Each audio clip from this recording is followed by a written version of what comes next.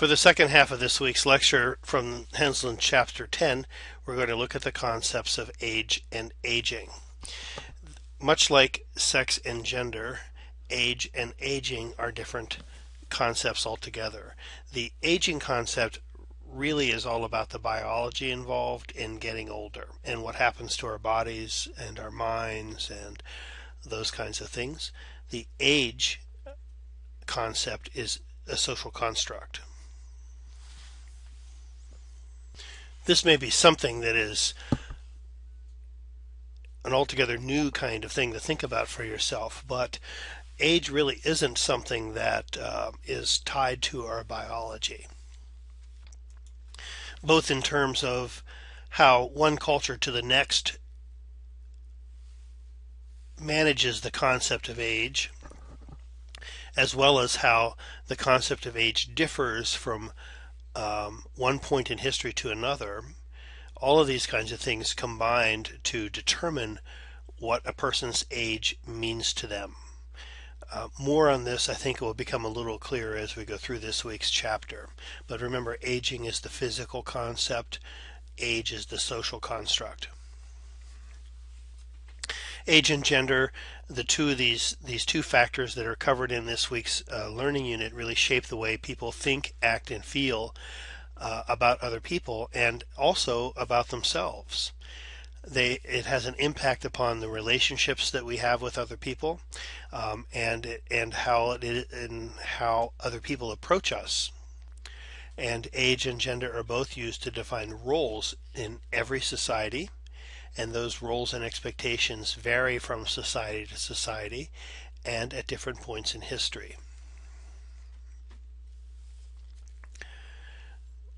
Aging, actually, I believe this should say the social construction of age, really is about, when you look around the world, you can see how different cultures treat the concept of age in very different ways.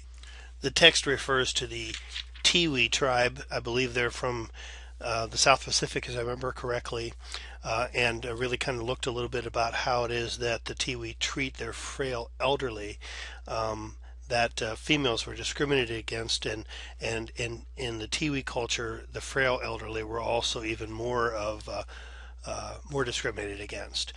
On the other hand, the Abkhazians, and I'm sure I'm not pronouncing that properly, but this is a group of individuals who live in the Russian, it used to be a Russian province, but now the country of Georgia, I guess, is near Russia, where they're among the longest lived people on Earth. Many of the individuals in this group claim to live past 100, some even beyond 120 and 130.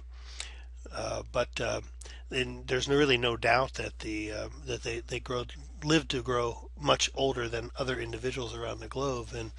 And while some of these extreme claims about age may be bogus, there's no doubt that they have a very long life. And there are different things that might be attributed to being a reason for this, including things like their diet, their physical activity. They tend to stay very active and really not to slow down until well into their 80s. Some of them, I think, are working into their 90s, in fact.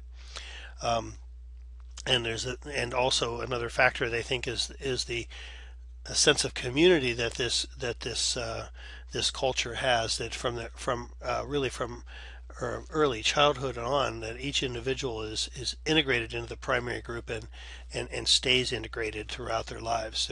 They don't put them in nursing homes. They don't allow their elderly to live alone or anything like that, but continue to engage their elderly in the commerce of life, and so that they're contributing gainfully throughout their lives. And so you can see there that the differences in how a culture or a group of individuals view aging determines what age means.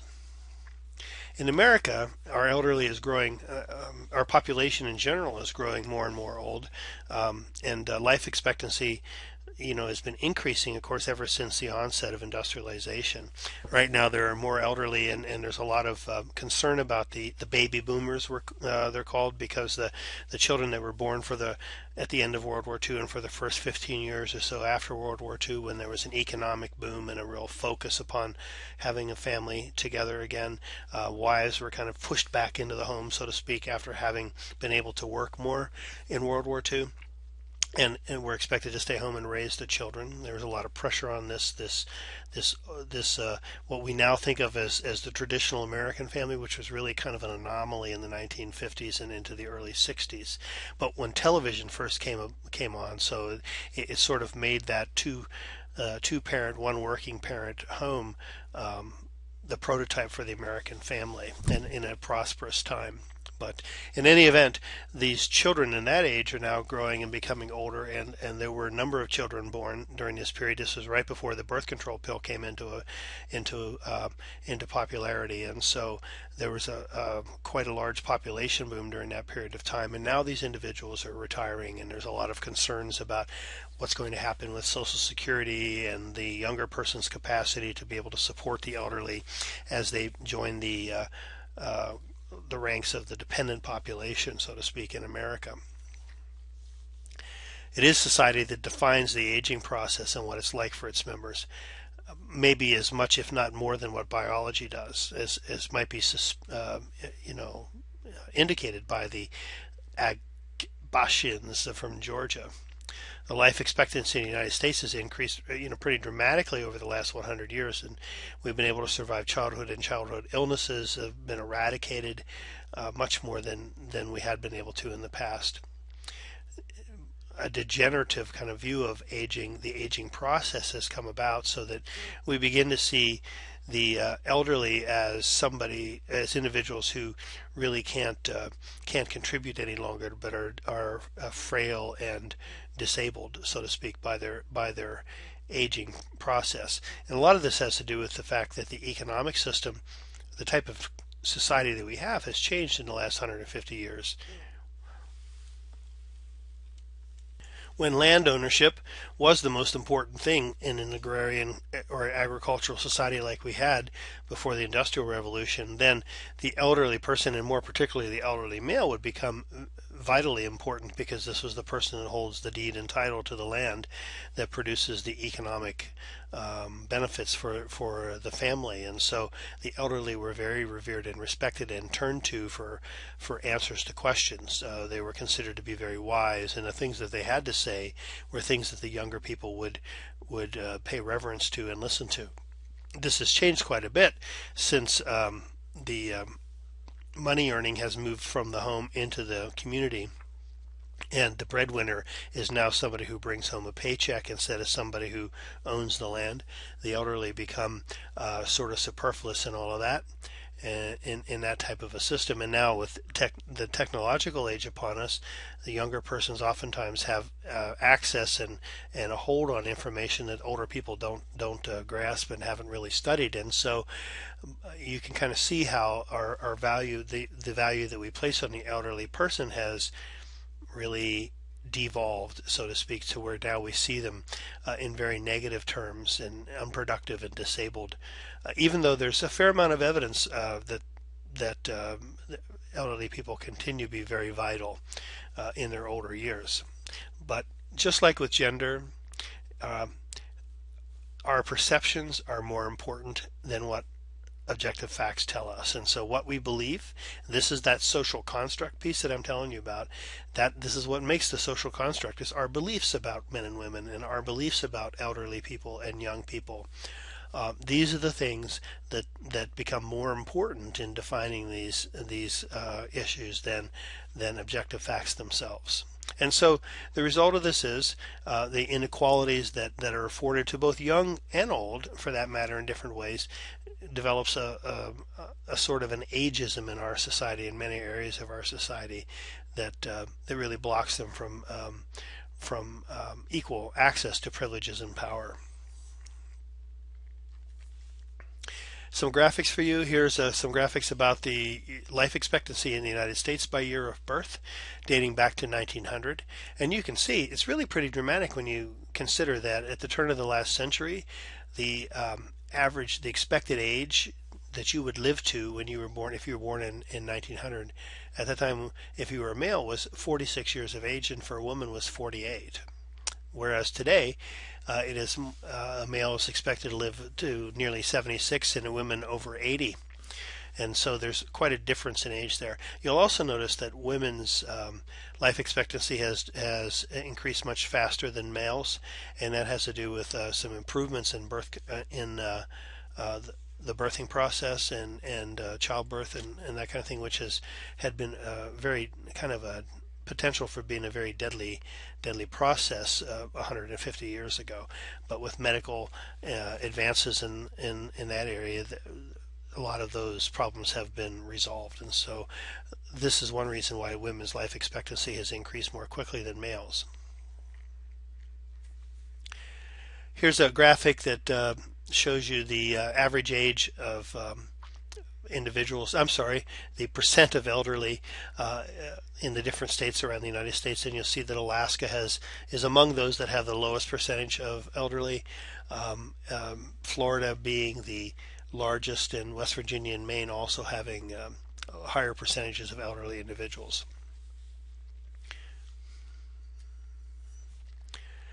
Sociological perspectives when it comes to looking at the age and aging kind of see things differently, as you might expect, and functionalists really have different theories here that are presented here that really address how elderly people stay engaged in the processes of society. And you'll notice how these theories really focus upon well, activities of the individual and how they transition in and out of the workplace, what kind of roles the individual has. These are all aspects of the functionalist perspective about how a particular institution or individual contributes to society. And so functionalists are going to look at how that interaction, interface between the elderly and the young, and engagement in activities and work in their productive roles in society. And basically here, I think they're saying the more involved they are in activities and the more roles they have, even into retirement, the more fulfilling life will be for them. And again, when you consider that the Georgians work into their 80s and 90s, it's kind of a sad statement that in America we're talking about them being elderly, being engaged in more formal and informal activities in retirement, when we realize retirement for a lot of Americans is around 60 to 65. Conflict theorists we'll take a look at some of the things about the costs of the elderly and how much money it takes away from other age cohorts. And what they're saying there is that, again, I think we talked about the split labor market a few weeks ago, where we talked about the individuals in control really kind of setting up groups of individuals who are not in power to kind of struggle with each other over these scarce resources, and that's how the individuals in control continue to remain in control. So conflict theorists look at this and see the struggle that is set up between the young and the old when it comes to funding programs that are more suited to the young, for instance, education programs versus the elderly, funding for Social Security and those kinds of things. And it's often put forward to us in budget discussions and things like this, and this is very much alive in our current Congress and interactions about whether or not entitlement programs should continue or not. That you have a choice between the elderly or the young, who you're going to, what programs you're going to fund. When in fact, if we look at the budget from a different way, a different perspective, there's funding for both. And it doesn't have to be this kind of competition between the two groups. And yet conflict theorists believe that those in power perpetuate their power by setting up the groups that they control against each other rather than against those in power. There's a concept of the dependency ratio here that is brought up here as well. This is the ratio of workers paying into Social Security versus those who are collecting Social Security. And I would say that the dependency ratio involves more than retirees. It also involves children. So this is really the ratio of people who are working and contributing to the economy versus those who are not working and who have to draw from the economy with programs such as Social Security or early childhood programs and those kinds of things. And that's the dependency ratio. And there's a lot of concern, as you know, these days about the dependency ratio and what that spells for the future of Social Security and whether or not there's going to be adequate funding for that. Not enough time to go into this, and frankly, I lack some figures that I could really discuss this as intelligently as I'd like to with you. But I will tell you, you should not accept the things that you hear in the news, and whether it be from the politicians and leaders or it be from news, the media or whatever, about Social Security. Social Security isn't necessarily going to go away. There are certain things about Social Security that needs some fixing. One of those is that the federal government keeps taking money from the Social Security fund. This is a fund, that money that you pay in your paycheck is supposed to go to Social Security, and it's not supposed to be touched by other organizations in government, and yet the federal government is taking money out of Social Security to fund other things. So if there are problems with Social Security, well, we might start by looking at making Social Security as locked away as it's supposed to be, as the original intent was. Interactionists will look at ageism and how discrimination is based upon one's age.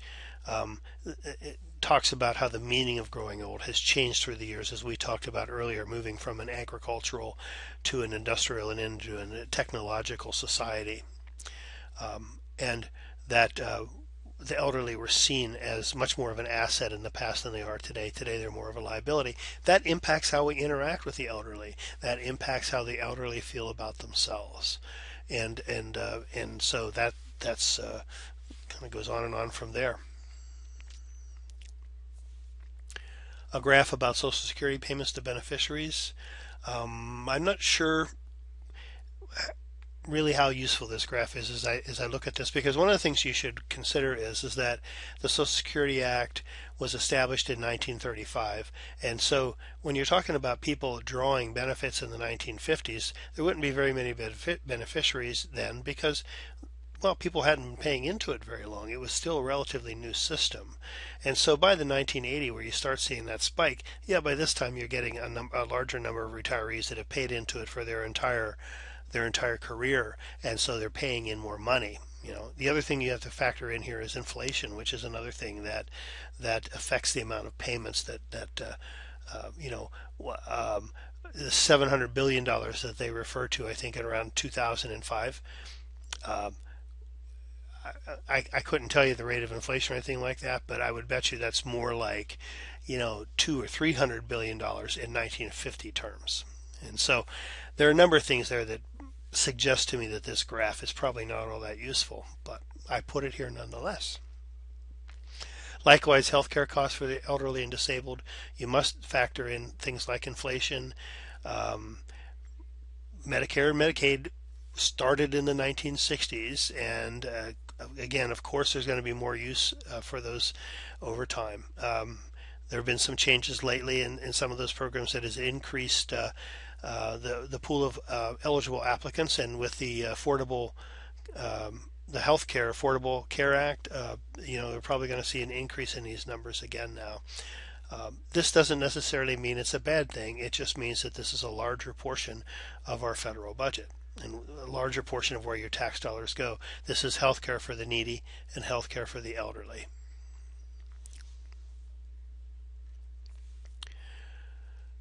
So what does old age mean to you? And this is kind of really what it comes down to. What do you think it means to your classmates? There is a variety of individuals at different ages that are participating in this class. I myself, at 60 years of age, am nearing the age of retirement, and I think I mentioned a few weeks ago, I'm kind of beginning to. It's an interesting thing for me to be able to shift and start thinking of myself as elderly. because I certainly don't feel that way yet. Although there are days when I'm certainly ready to say I'll be happy to walk away from my full-time job, not necessarily teaching now, but my other job. But that's not about being old and tired. That's about being ready to move on and taking advantage of an opportunity I have maybe now not to have to work anymore because of my age. But how will that affect me 10 or 15 years from now as an older person? And how will my perspective on life be, and my energy level and my perception of self once I stop working? That's a question I have for myself and wonder about. Likewise, younger people may look upon somebody who's 60 as very old, but if there's a classmate you have who's in their 70s, can look at 60s and seeing somebody who still has a number of very healthy, good years ahead. So our perception of what old means is very different, and in fact, your definition of what is old will get older and older as you go older yourself. What explains the differences between how younger and older persons are treated in society?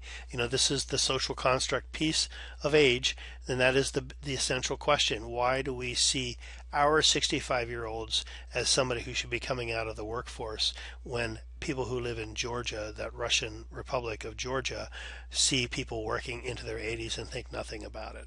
Why is that? Is it because the economy needs us to get out of the workforce, and so therefore we classify individuals as elderly and not able to work any longer?